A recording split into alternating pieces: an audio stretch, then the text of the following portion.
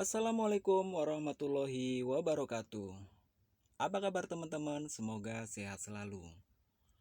Baik teman-teman, di video kali ini saya akan share berbagi pengalaman khususnya bagi teman-teman yang mungkin baru mau belajar mengendarai mobil matic, atau mungkin bagi teman-teman yang sudah bisa mengendarai mobil manual dan baru mau belajar mengendarai mobil matic. Dan di sini kita belajar bersama ya. Jadi jika nanti dalam penjelasan saya ada kekurangan, mohon teman-teman yang lebih berpengalaman bisa komen di channel ini. Jadi simak terus video ini.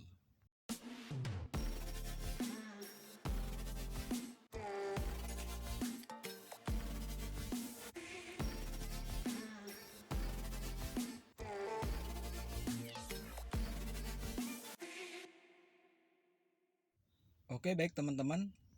Pertama kita mulai pembahasan di pedal gas dan pedal rem. Seperti yang kita tahu di mobil matic itu hanya menggunakan dua pedal, yakni pedal gas dan pedal rem. Berbeda dengan mobil manual. Di mobil manual itu ada tiga pedal, yakni pedal gas, rem, kemudian di sisi kiri itu ada pedal kopling. Jadi untuk mobil matic itu hanya dua pedal, yakni pedal gas dan pedal rem. Nah, bagaimana cara mengoperasikannya yang benar dan aman?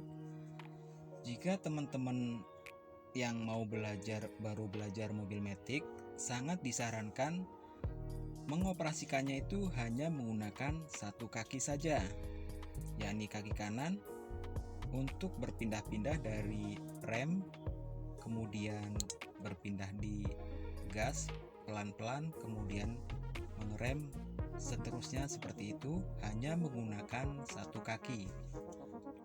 Tidak disarankan menggunakan dua kaki sekaligus, yakni kaki kanan dan kiri untuk sekaligus mengoperasikan gas dan rem. Itu sangat tidak disarankan karena itu sangat beresiko. Jadi ketika nanti tidak berada posisi tidak konsentrasi, yang tadinya niatnya mau ngerem justru malah ngegas. Begitu sebaliknya, yang tadinya mau ngegas malah ngerem mendadak. Jadi sekali lagi, bagi teman-teman yang mau belajar mobil matic, sangat disarankan hanya mengoperasikannya dengan satu kaki, yakni kaki kanan. Nah, di kaki kiri cukup istirahat di bagian sisi kiri ini. Kaki kiri diistirahatkan saja. Jadi seperti itu. Menurut saya itu penting. Jadi untuk belajar mobil matic itu sangat disarankan hanya menggunakan satu kaki saja. Oke, selanjutnya kita bahas bagian di persneleng atau tuas transmisi pada mobil matic. Seperti yang kita tahu, di mobil matic itu ada mode P, R, N, D, 2, dan L. Nah, cara pengoperasiannya nanti bagaimana dan apa sih fungsi dari P, R, N, D, 2, dan L? Kita bahas terlebih dahulu. Untuk P itu untuk posisi kendaraan parking atau parkir, R itu untuk mundur, N itu netral, D itu untuk maju atau drive, 2 dan L ini biasanya digunakan nanti pada posisi kendaraan atau posisi jalanannya itu pada posisi turunan ataupun yang menurun, maupun pada posisi jalanan yang menanjak. Jadi nanti pada posisi turunan maupun menanjak, teman-teman bisa memindahkan di 2 maupun di L. Kalau boleh saya bahasakan, ibaratnya kalau di mobil manual itu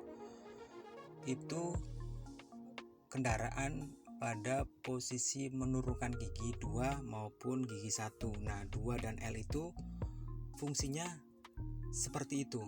Jadi kendaraan untuk posisi jalanan yang menanjak kita bisa gunakan di 2 maupun di L. L itu ibaratnya di gigi 1 lah, kira-kira seperti itu.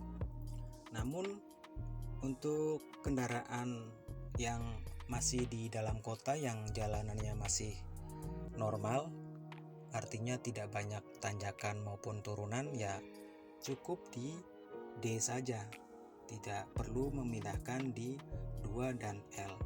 Jadi ini jarang digunakan kecuali ketika perjalanan jauh di luar kota yang memang lebih banyak tanjakan maupun di turunan, maka bisa digunakan pada posisi 2 dan L. Oke, selanjutnya kita praktekkan bagaimana mengoperasikan perpindahan dari P, R, N, D, 2 dan L. Oke, di video berikutnya. Lanjut teman-teman, sekarang kendaraan sudah menyala. Dan bagaimana cara kita mempraktekkan untuk perpindahan persneleng atau tuas transmisi dari P ke R, N, D, 2 maupun L. Nah, kita praktekkan, kita mau dari P ke D dulu ya. Kita mau maju kendaraan kita, dari P kita pindahkan ke posisi D atau drive, atau kita mau maju. Nah, di sini posisi kaki pada posisi standby di injak rem ya. Kalau mobil matic, jika teman-teman yang baru mau belajar, usahakan kaki selalu standby di pedal rem.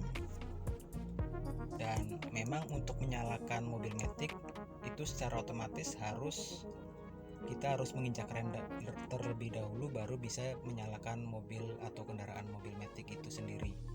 Nah, ini pada posisi kita injak rem, kemudian baru kita bisa pindahkan dari posisi P ke D, mau maju ya, kita bisa pindahkan. Nah, ini sudah pada posisi D. Kita bisa lihat di sini di layar indikatornya sudah D. Oke. Lalu kita lepaskan injekan rem kita. Kita lepaskan pelan-pelan, maka secara otomatis nanti kendaraan berjalan maju dengan sendirinya. Kita praktekkan saja. Kita akan lepaskan rem pelan-pelan. Ya, saya lepaskan pelan-pelan. Maka kendaraan sudah bisa melaju atau maju dengan sendirinya. Seperti ini. Nah, lalu bagaimana jika mau dari D pindah ke R, mau mundur? Seperti tadi, posisi injekan kaki harus standby di pedal rem. Baru kita pindahkan dari D ke R atau mundur. Nah, di sini di layar indikatornya sudah R, maka kendaraan sudah siap untuk mundur. Seperti tadi yang saya jelaskan di awal, posisi kaki pada posisi pedal rem. Kita lepaskan pedal remnya pelan-pelan, maka kendaraan akan mundur dengan sendirinya. Seperti itu teman-teman. Oke, begitupun nanti pada posisi perpindahan dari R atau N, netral. Nah, netral ini pada posisi kendaraan jika pada posisi berhenti yang agak cukup lumayan lama, seperti pada posisi misalkan kendaraan lagi jalanan macet, teman-teman bisa pindahkan di posisi netral, maupun di lampu merah yang cukup lama bisa pindahkan di netral. Namun jika hanya berhenti sebentar-sebentar, cukup di D saja, asalkan posisi injekan kaki pada posisi pedal rem. Seperti itu. Nah, untuk 2 dan L itu sendiri seperti tadi yang saya bilang, ini kalau di dalam kota itu jarang sekali digunakan. Ini digunakan hanya ketika jalanan yang agak menanjak maupun turunan atau menurun. Jadi biasanya kalau di dalam kota ya cukup di D saja. Jadi seperti itu. Ini D. Untuk maju kita lepaskan pedal rem pelan-pelan, maka kendaraan akan maju dengan sendirinya seperti ini. Nah, lalu kita akan mundur.